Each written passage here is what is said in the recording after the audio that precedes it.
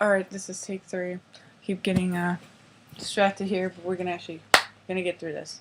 Again, this is not an official review. This is just me practicing, figuring out what I care about, what I don't want, what I want to talk about, what I don't want to talk about.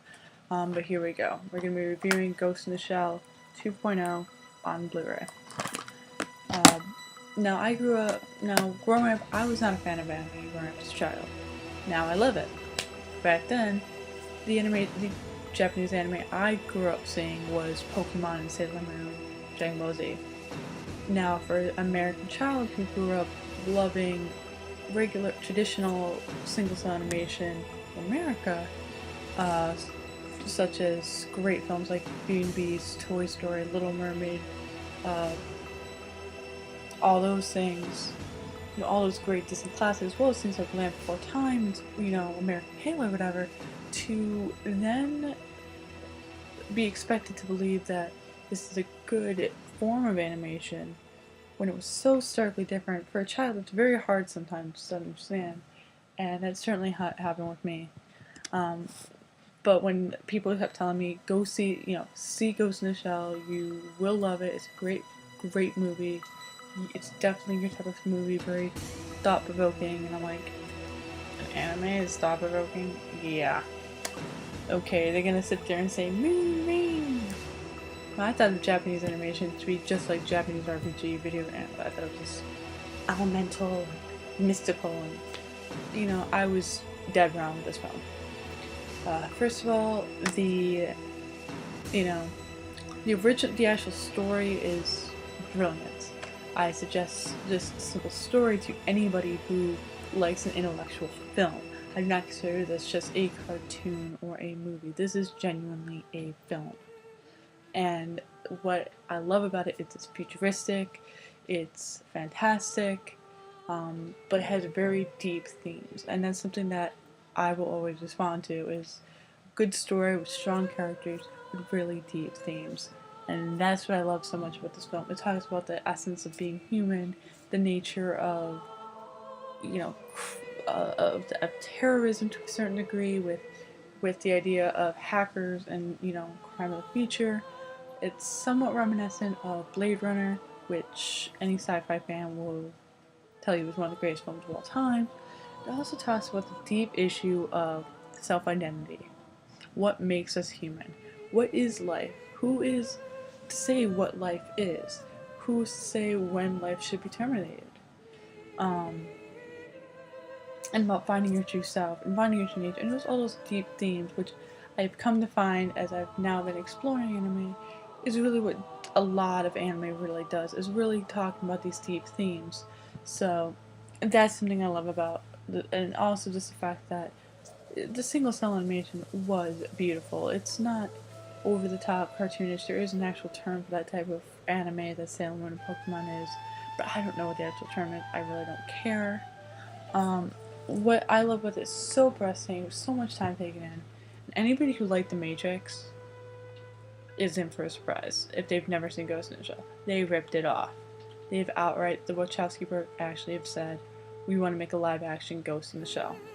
I don't think they pulled it off. I think it was a great film. The Matrix is a great film, but I don't think they pulled off Ghost in the Shell. And the difference between the Blu-ray cop, the 2.0, and the original is, there's still the original voice acting, that's all there, which actually for an anime film, I kind of liked. It was actually passable. It wasn't just some American who had no idea what the fuck they were saying and had no emotion behind it. There's actually, it makes you think, it makes you respond, you care about these characters, and it's stunningly beautiful. And the main difference between the original Ghost in the Shell and 2.0 is the fact that whenever they could get away with it, they added CG. They replaced the original artwork with CG, which I found very disorienting and very distracting the first few times I watched it. I watched this film probably 3 or 4 times a month, just because it's just such a great film. And at first it was very disorienting, and it's still it still puts you off at times, because you go from single cell to computer generated, they keep on saying live action, but computer generated 100% 3D computer imagery, back to single toe, and back and forth, and back and forth, and it's distracting. Another thing is they did change the color scheme. The original film had more of an acid green tone and feel to it, while the new version, the 2.0 version, has more of an amber palette. That's the word I'm looking for. The original had an acid green palette. This has more of an amber, which coincides with the director's original vision. He definitely went through and made the changes where he felt. There's no change to the story, there's no changing in the acting. Everything else is the same except with the actual story differences, the scenes that don't really matter as far as plot. He went through and reworked that. As far as special features, you would think, Ghost in the Shell, a cult phenomenon to many people, and one of the most revolutionary films to come out of animation. I feel many filmmakers have stated that they felt this was such a powerful film that inspires them. You think it would, especially on a Blu-ray release, it would have a lot of special features. I'm here to tell you that you're going to be disappointed. There is a making of Ghost in the Shell 2 featurette, 2.0 featurette, which I have yet to watch these special features, but I'm assuming this is going to talk about the difference between the live, the cult love, and then the reverting to the director's original vision and to the CG. There is a commentary with Mamoru Oshii, I believe is how you pronounce the actor's name, and also with the animation director, which I'm not going to pronounce his name. And that's actually inside the subtitles. So if you want to watch with the Japanese acting with subtitles and then put the director commentary in, you're gonna get lost. I did just Ghost in the Shell 2. I gave myself a headache. But it also has a face-to-face exclusive interview with the director. That's all you're getting.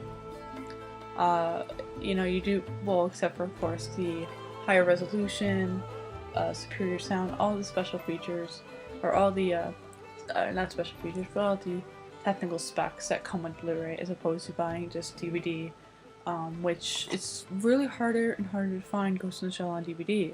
I found it on Blu-ray well before I found it on DVD in a traditional store without having to go to a specialty shop or go to a game store or an anime store.